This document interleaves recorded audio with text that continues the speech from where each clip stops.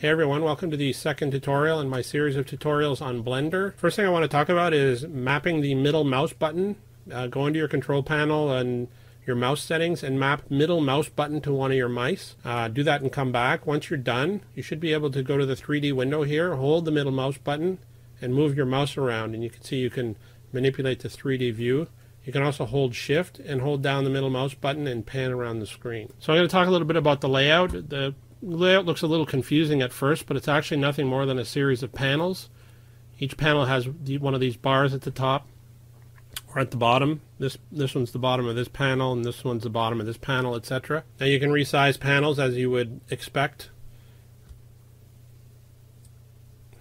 Any size you'd like, obviously. Now this is the 3D window, and actually you can see in the top right corner there's a little plus sign. If I click on it, I get this little sub panel. I can also get rid of it again by just dragging left and right. The 3D window actually has two sub panels, and you can get rid of them using the N and T keys. I'll just keep them out of the way for now. Just remember, if you see a plus sign, it's a panel, and you can click on it and get rid of it by either using the key or by dragging. Now you can also merge panels together. You can see at the bottom left of this panel are this little set of three lines, and at the top is another set of three lines. If you click on the three lines and you drag down, you have the option to merge this into one panel. If I go up and click the top right corner and pull it down, I actually create a new panel. Now each panel has this bar at the top. If you right click, you can flip it to the bottom. I'll flip it back. And if you right click and select maximize area, then that panel takes up the entire screen. And you can tile area and you go back. There's a shortcut to that too. Say you're in the 3D window and you want to maximize that. Just hit Ctrl up arrow and you'll get the full screen if you want to do some modeling and have the most real estate, and then hit Ctrl up arrow again to go back to your default layout or whatever layout you're working in. Now each of these panels, right now I have 1, 2, 3, 4. There's actually a fifth up here. Right here, if you drag this down, that's actually a panel as well. But these panels can be any type of panel you like. If you go over to the this little pop-up window, and each panel has one, you can change the type of panel it is. Right now this is a 3D view, but I could turn it into a text editor or user preferences or whatever I like. So you can create all kinds of layouts, do whatever is good for you. If you go up to this window, there's actually a bunch of layouts that come with the software, and you can go through them and see what the differences are there. I'll go back to default. You can also remove layouts, but I would be careful with that. I would just add any new ones that you create. We're going to create our own layout here. I'll go into the File menu and I'll say Load Factory Settings.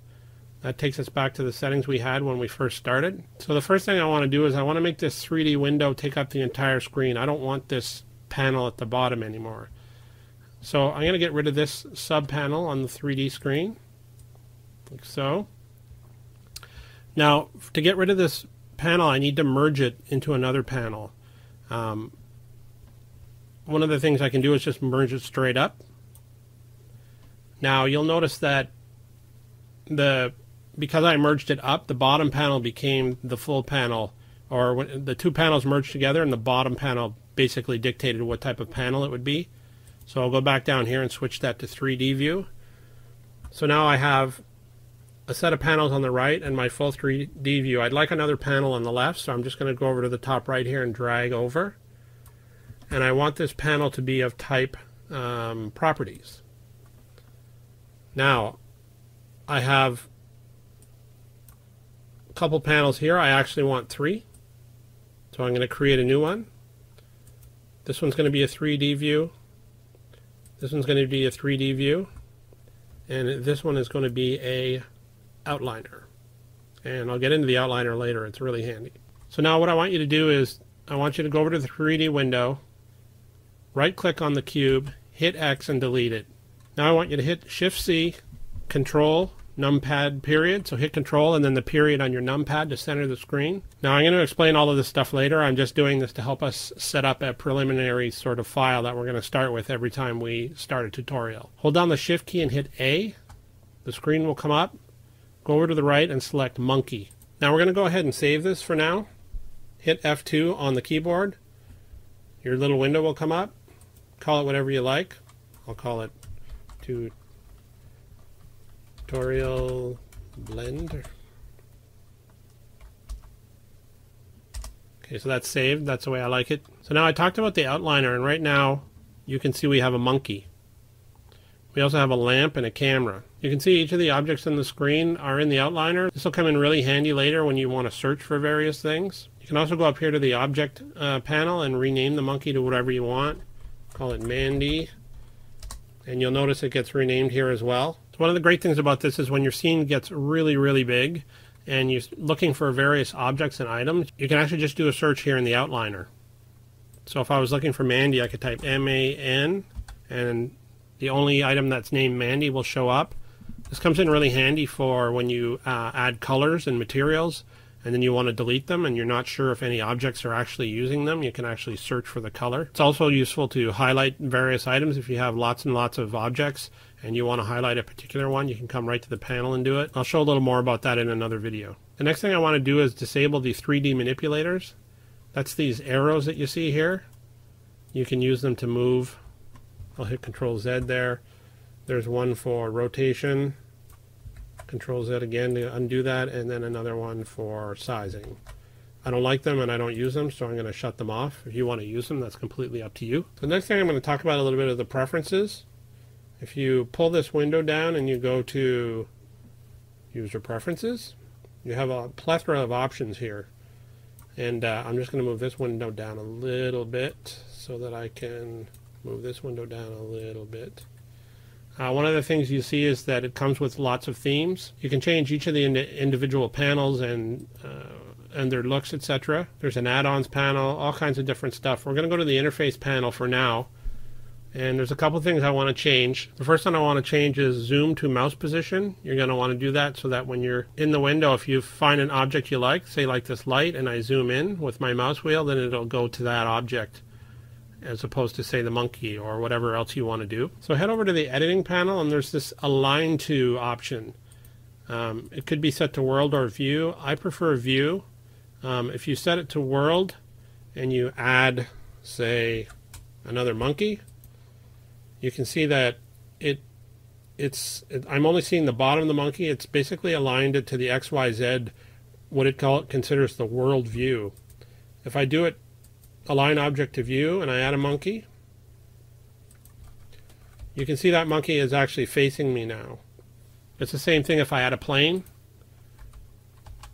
That plane has actually been added based on the current view. If I do switch it back to world and I add another plane, you can see it's flat and I'd have to go and manually rotate it to see the front face.